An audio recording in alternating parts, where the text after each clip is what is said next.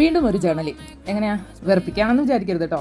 എൻ്റെ ഒരു ഫീലിങ്സിന് വേണ്ടിയാണ്. നിങ്ങളൊന്ന് ചെയ്ത് നോക്കിയാണ് നല്ലൊരു ഫീലിങ്സ്, ഒരു റിഫ്രഷിങ് ഉണ്ടാവും. ഒരു ജേർണലിംഗ് നമുക്ക് ചെയ്ത്, അതായത് വർഷം ലാസ്റ്റ് ആയില്ലയോ, അതിൻ്റെ ഒരു ഓർമ്മയ്ക്കായിട്ട് ചെയ്യുന്നതേ ഉള്ളൂ. പക്ഷേ അതൊരു ചെറിയൊരു ക്രിസ്മസ് തീം പോലെയാണ് ഞാൻ ചെയ്യുന്നത്. എത്ര പെട്ടെന്ന് ഈ വർഷം തീരാറായി അല്ലേ? ഇപ്പോൾ തുടങ്ങിയതുപോലെ തോന്നുക. ഈ വർഷത്തിൽ എന്തൊക്കെ നേടിയിട്ടുണ്ടെന്ന് ചോദിച്ചാൽ ഒന്നും നേടിയിട്ടില്ല. എന്തെങ്കിലും നേടുമോ എന്ന് ചോദിച്ചാൽ അറിയത്തില്ല. ഇനി അടുത്ത വർഷം എന്തെങ്കിലും ചെയ്യാമെന്നുള്ള ഒരു പ്ലാനൊക്കെ കുറേ ഉണ്ട് കേട്ടോ. അത് ചെയ്ത് തീർക്കാനായിട്ട് ദൈവം എന്തായാലും അനുഗ്രഹിക്കട്ടെ. വേറെ ഒന്നും പറയാനൊന്നുമില്ല. എന്തായാലും ചെയ്യുമെന്നുള്ളൊരു കോൺഫിഡൻറ്റ് എനിക്കുണ്ട്. നിങ്ങൾക്കും ആ ഒരു കോൺഫിഡൻറ്റോട് കൂടി മുന്നോട്ട് പോകാനെന്നുണ്ടെങ്കിൽ നമുക്ക് എന്തെങ്കിലുമൊക്കെ ചെയ്യാൻ കഴിയുന്നേ. നമ്മളെ കൊണ്ട് കഴിയാത്ത എന്തെങ്കിലും ഉണ്ടോ? ഇല്ല. നമ്മുടെ കോൺഫിഡൻറ്റ് കളയുന്നത് ആരാ? നമ്മുടെ ചുറ്റുപാടാ.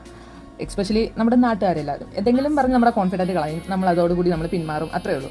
അവിടെ ഒന്നും നമ്മൾ ചിന്തിക്കാണ്ട്, അവിടെ ഒന്നും ഒരു ശ്രദ്ധ കൊടുക്കാണ്ട് മുന്നോട്ട് പോകാൻ വേണ്ടി നമ്മളായിട്ട് തീരുമാനിച്ച് കഴിഞ്ഞാൽ മുന്നോട്ട് പെട്ടെന്ന് നമ്മൾ കയറാൻ പറ്റും. ഒരു കോൺഫിഡൻറ്റ് വേണം. നമ്മളെ കൊണ്ട് ചെയ്യാൻ കഴിയുമെന്ന്, നമ്മൾ ചെയ്യും എന്നുള്ളൊരു കോൺഫിഡൻറ്റോട് കൂടി ഹാർഡ് വർക്ക് ചെയ്യുവാണെന്നുണ്ടെങ്കിൽ നമ്മൾ എല്ലാവരെയും കൊണ്ട് ചെയ്യാൻ കഴിയും. ഇത്രയൊക്കെ പറഞ്ഞാൽ ഞാൻ ചെയ്യുന്നുണ്ടോ? ഇല്ല. പക്ഷേ ഞാൻ ഇപ്പോൾ തീരുമാനിച്ചിട്ടുണ്ട്, ഞാനിനി ചെയ്യാനാണ് ഞാൻ തീരുമാനിച്ചിരിക്കുന്നത്. എന്തായാലും ചെയ്യുമെന്നുള്ളൊരു വിശ്വാസം എനിക്കുണ്ട്. ദൈവം അതിനായിട്ട് അനുഗ്രഹിക്കട്ടെ, നിങ്ങളെ അനുഗ്രഹിക്കട്ടെ, എല്ലാവരെയും അനുഗ്രഹിക്കട്ടെ. എന്തായാലും എല്ലാവരുടെ ആഗ്രഹവും അടുത്ത വർഷം നല്ല രീതിക്ക് നടക്കട്ടെ എന്ന് പ്രാർത്ഥിക്കുന്നു. എന്നാൽ ഇന്നത്തെ വാചകം അവസാനിച്ചു. അപ്പോൾ ഓക്കെ, ബൈ.